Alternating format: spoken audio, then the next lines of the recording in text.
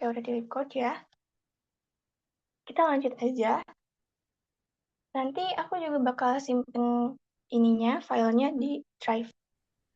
Oke, kita tadi sampai notes ya. Jadi buat di SPLDV ini, si X dan Y-nya itu harus memenuhi kedua persamaan.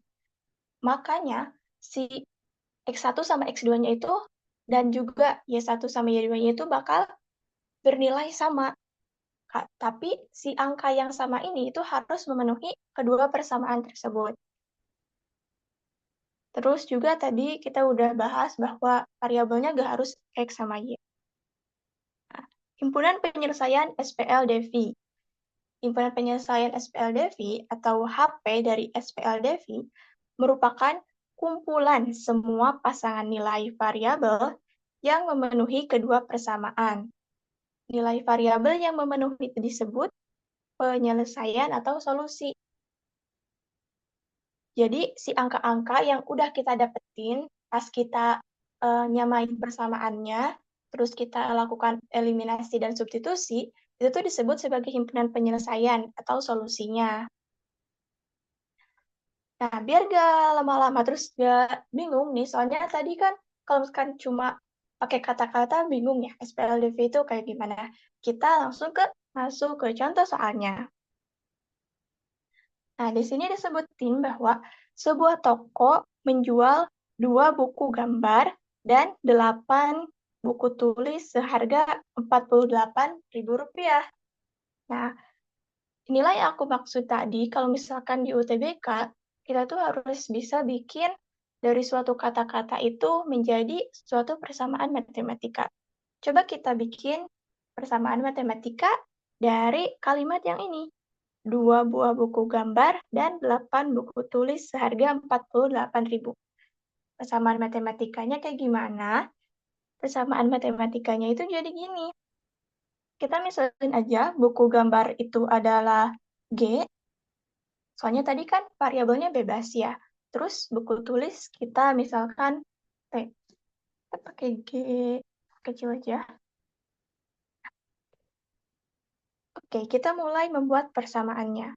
Di sini ada 2 buku gambar, berarti kan 2 kali buku gambar. Buku gambarnya ada 2, berarti 2G. Dan itu kita bisa simbolin pakai plus atau tambah. Tambah buku tulis, 8 buku tulis. Berarti 8 kali B, 8 kali buku tulis. Buku tulisnya ada 8, berarti 8T. Sorry, bukan B, tapi T, seharga Rp48.000. Nah, Rp48.000 ini harga salah satu buku aja atau keseluruhan buku? Nah, ini tuh merupakan harga keseluruhan buku. Buku tulis, 2 buku gambar, dan 8 buku tulis. Itu Rp48.000. Ini persamaan satunya. Sedangkan 3 buku gambar berarti 3G, dan berarti plus 5 buku tulis berarti 5T. Itu seharga Rp37.000. 3G ditambah 5T itu harganya Rp37.000. Ini berarti persamaan duanya. Jika Zeni membeli 1 buku gambar, berarti G aja kita tulisnya, karena 1 itu kan nggak ngaruh apa-apa kalau misalkan koefisiennya 1. Nggak ngaruh ke variabelnya. 1 buku gambar, dan berarti plus 2 buku tulis, berarti 2T. Maka Zeni harus membayar sebesar berapa? Berarti ini berapa nih? 1G ditambah 2T itu berapa? Caranya itu kita tinggal lakuin eliminasi sama substitusi. Oke, nah biar gak terlalu ribet ya, di sini kita lihat bahwa ini itu sama-sama genap ya. Ini bisa dibagi 2, ini bisa dibagi 2, dan ini juga bisa dibagi 2. Nah, kita bisa sederhanain persamaan yang satu ini nih. kita bagi persamaan 1 dengan 2. Biar nanti persamaannya lebih sederhana, terus kita ngitungnya angkanya juga gak terlalu gede. Maka jadinya 2G ditambah 8T sama dengan 48.000, itu kedua ruas kita bagi 2. Ingat, karena ini itu suatu persamaan, jadi kalau misalkan ruas kanan yang berada di kanan dari tanda sama dengan kita bagi 2, maka ruas kiri atau bagian yang berada di sebelah kiri dari tanda sama dengan kita juga harus bagi 2. Jadi kita harus adil nih, karena ini persamaan. Maka hasilnya kalau dibagi 2 berarti 2G itu jadi G, ditambah 8T dibagi 2 jadi 4T. 48.000 dibagi 2 sama dengan 24.000. Nah, ini jadi persamaan satunya. Nah, sebenarnya kita bisa aja nih gunain langsung atau gunain eliminasi. Cuman karena kita udah bakal tahu nih G-nya pakai suatu persamaan, jadi kita tinggal eliminasi. Jadi kita tinggal substitusiin aja nilai G-nya. Gimana cara kita dapetin nilai G-nya?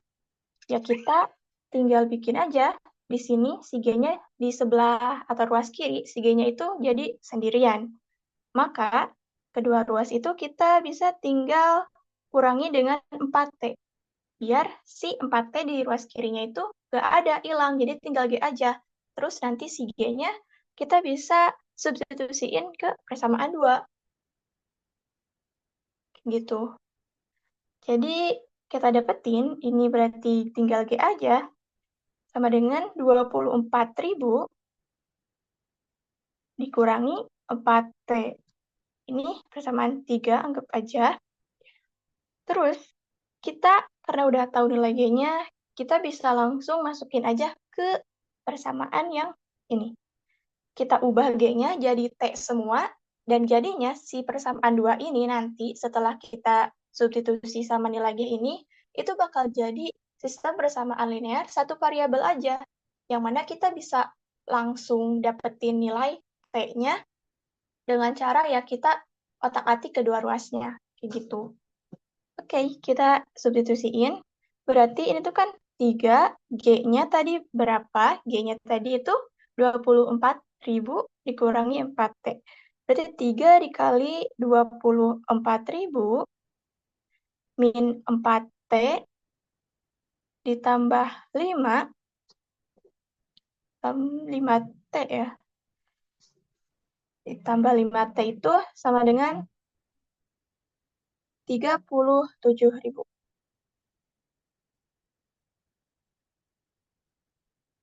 Nah, sekarang kita tinggal kali ini. Karena ini di dalam kurung, berarti tiga-tiganya, maaf, dua-duanya itu harus kita kaliin. 24.000-nya harus kita kaliin sama 3, dan 4T-nya juga harus kita kaliin sama 3. Soalnya si 24.000 min 4T ini adalah satu kesatuan, jadi nggak boleh 24.000-nya aja yang dikaliin 3 atau min 4T-nya aja yang dikaliin 3. Oke, kita kaliin 24.000 dikali 3 itu berarti hasilnya 72.000 ya. 72.000 min 4 dikali min 4T dikali 3 berarti 12T. Nah, kalau udah dikaliin nih si 3-nya, ini kita nggak perlu pakai kurung lagi. Karena udah bentuk distribusi atau distributif. Jadi udah nggak perlu dikurungin lagi, karena udah kita sebarin nih si 3-nya, udah disebarin ke si 24, terus sama si min 4T juga. Jadi kita tinggal tulis aja ditambah 5T. Ini sama dengan 37.000. Nah, di sini ada variabel yang sama, si T, 12T, min 12T, dan 5T. Nah, ini berarti kita bisa operasiin. Sorry. Karena variabelnya sama. dalam aljabar itu kalau misalkan variabelnya sama bisa kita operasiin, mau itu ditambah atau dikurang. Jadi ini bisa kita tulis sebagai 72.000 itu min 12 ditambah 5T. Kita punya utang 12 nih, terus kita bayar 5. Berarti sisanya itu kita berarti dapat masih punya utang sebanyak 7T lagi. Ini berarti sama dengan 37.000.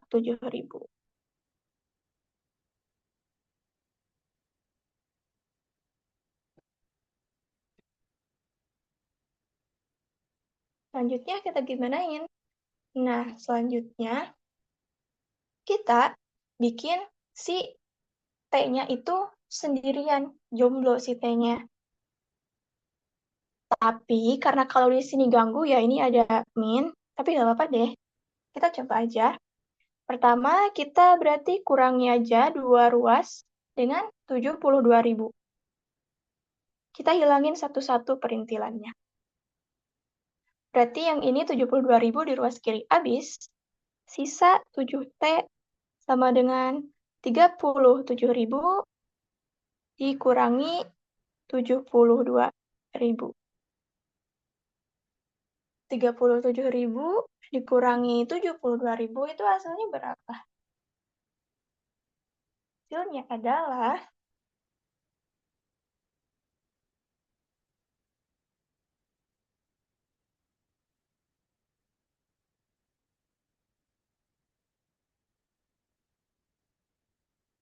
berarti 35.000 ya?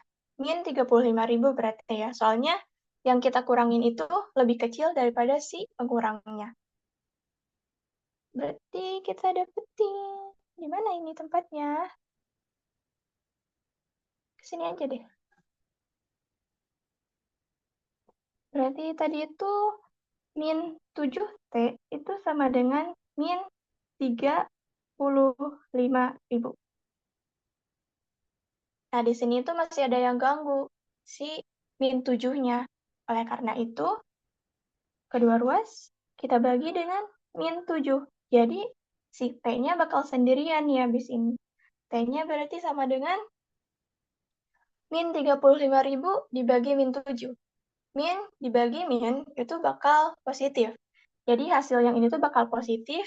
Berarti kita tinggal bagi 35.000 dibagi 7. Itu berarti 5.000. Berarti T-nya itu 5.000.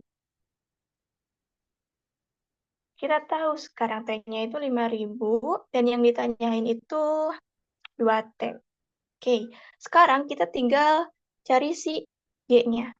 Nah, G-nya tadi kita tahu nih, G itu sama dengan 24.000 min 4T.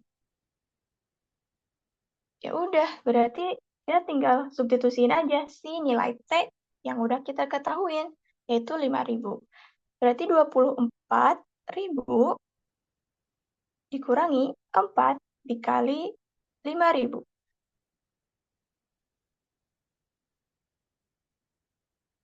G-nya berarti sama dengan 24.000 dikurangi 4 dikali 5.000. Pencet terus, ya ampun.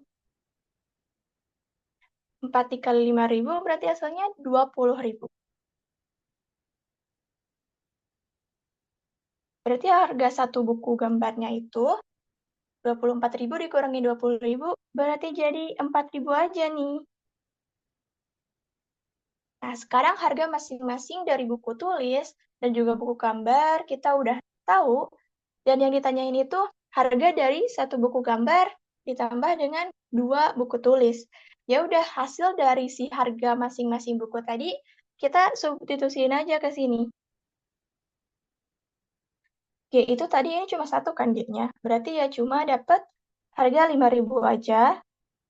Terus ditambah 2 buku tulis. Buku tulis tadi itu 4.000. Kebalik. Sorry. Buku gambarnya itu tadi 4.000. Terus buku tulis itu tadi T-nya itu 5.000 ya. Berarti ini ditambah 2 dikali 5.000. Ini sama dengan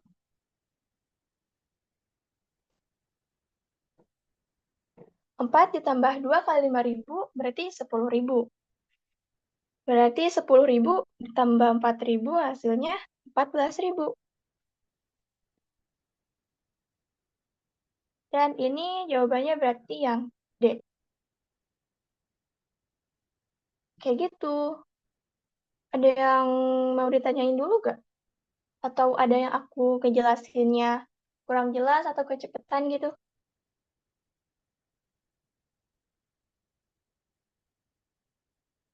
Atau udah oke?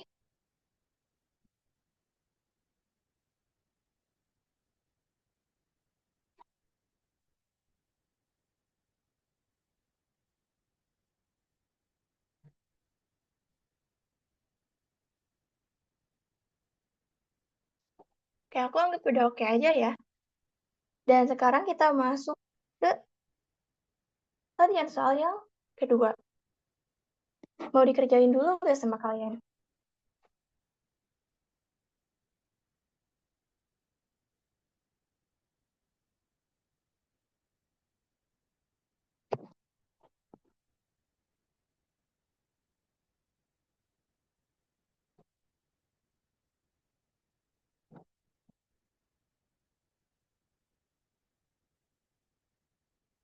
Kita kerja langsung aja kalau begitu.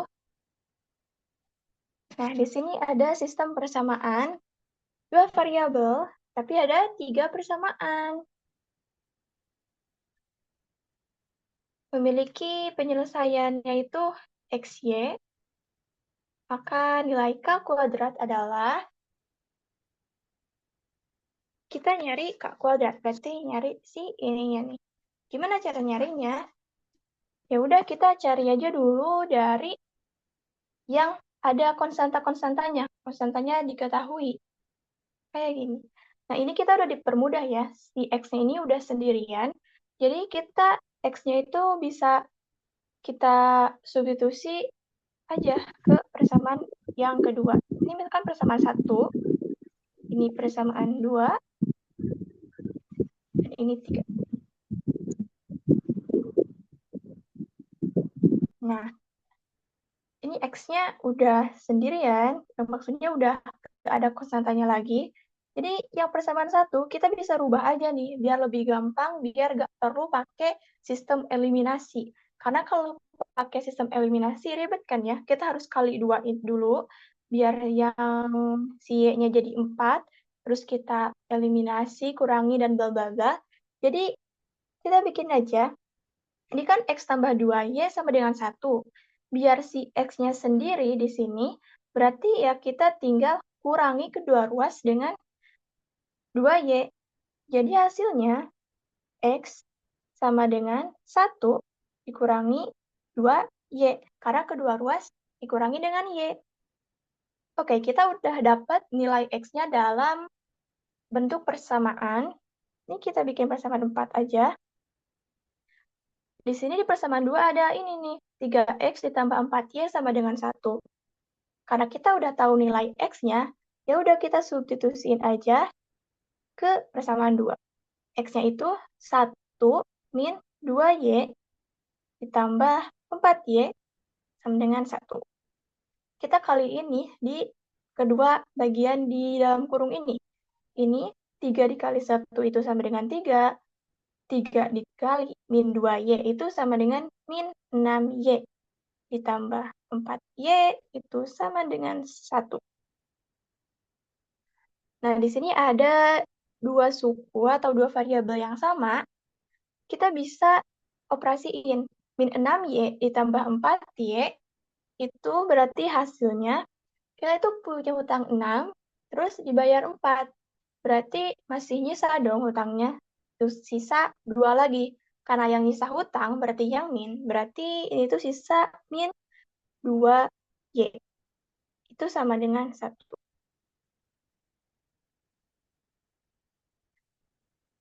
Nah, terus sekarang kita bikin si min 2y-nya itu sendirian. Berarti kita tinggal kurangi kedua ruas dengan 3, biar si min 2y-nya itu sendirian. Berarti ini dikurangi 3. Berarti ini hasilnya min 2y, di ruas kiri cuma min 2y aja, tapi yang di ruas kanan itu berarti 1 dikurangi 3. Berarti hasilnya min 2y itu sama dengan 1 dikurangi 3. Berarti hasilnya kayak 3 dikurangi 1, tapi jadi negatif. 3 dikurangi 1 itu 2, berarti hasilnya bakal negatif 2. Karena yang dikurangi lebih kecil daripada yang mengurangi. Nah, sekarang kita tinggal bikin si y-nya itu sendirian dengan cara ngebagi kedua ruas dengan min 2. Min 2 dibagi min 2, itu hasilnya positif 1. Atau bisa y aja kita tulis karena koefisien 1 itu gak berarti apa-apa.